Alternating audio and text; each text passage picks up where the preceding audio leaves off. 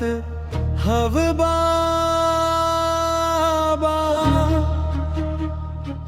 सुमिरन करके तोर नाम ल बाबा, भुइया नापत आवत हव बाबा। जय सतनाम के गूंज सुनत रंगोर मडूवत हव बाबा। धर के नरियर पान सुपारी तोर चरण मावत हव बाबा।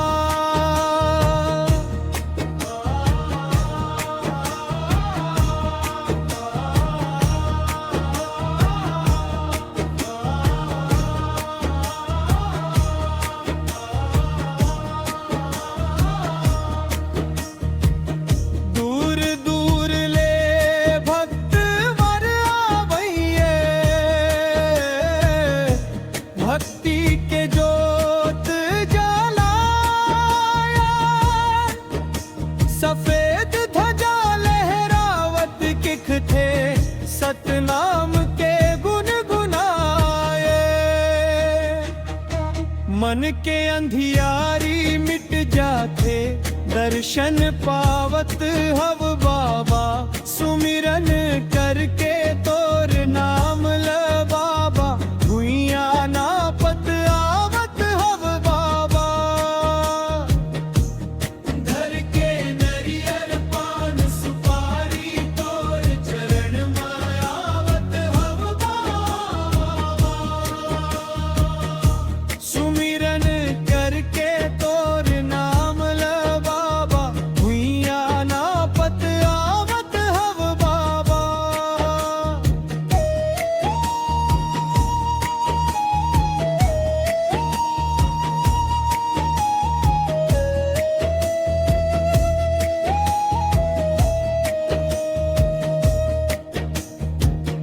गिरौदपुरी के पावन धरती, अमृत जोत जगाए। सतगुरु के अमर उपदेशा, जगमा उजियारा लाए।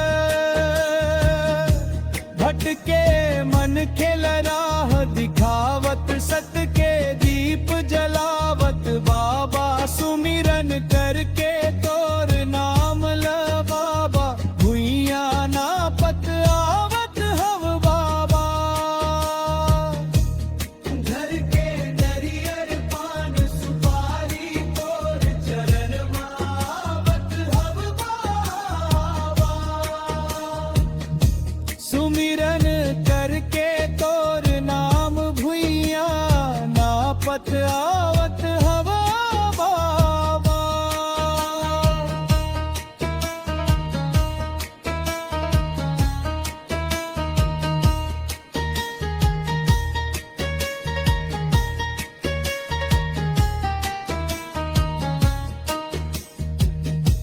दुख पीरा सब दूर हो जाते, जब तोर दर्श पाया। सतनाम के मीठे बानी, मन में अमृत बरसाए। तोर दया के छाव में बाबा, सुख के फूल खिलावत बाबा। सुमिरन करके तोर नाम ल बाबा, भुइया नापत आवत हव बाबा। जय सतनाम, जय सतनाम। गूंजे चारों धाम, भक्तन के संग गावत हन। पावन तोर ही नाम। धर के नरी